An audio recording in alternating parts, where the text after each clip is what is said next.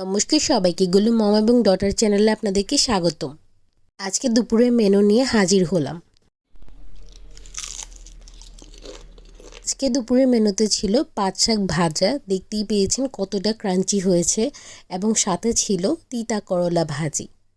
আমাদের এলাকায় এটাকে উস্তা বলে। এই করলা ভাজি অনেকে খেতে পছন্দ করে না এটার তিতা স্বাদের জন্য, বাট এটার উপকারিতা অনেক বেশি।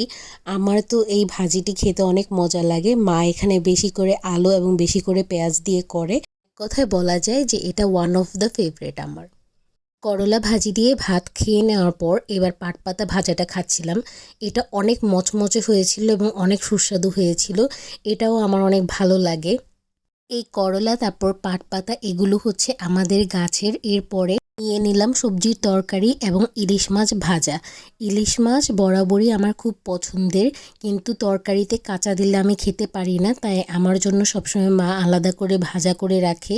এখানে পেঁপে দিয়ে, কাঁকরোল দিয়ে, কাঁঠাল বিচি, তারপরে বেগুন, তারপরে আলু, মিষ্টি আলু সব কিছু মিলিয়ে মা মাছ দিয়ে তরকারি রান্না করেছিল। এরকম পাঁচমিশালি তরকারি খেতে আমার অনেক ভালো লাগে।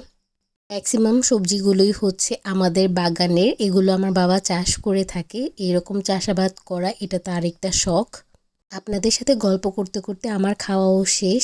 লাইক, কমেন্ট এবং শেয়ার করবেন, আমাদের পাশেই থাকবেন। বাই বাই সবাইকে।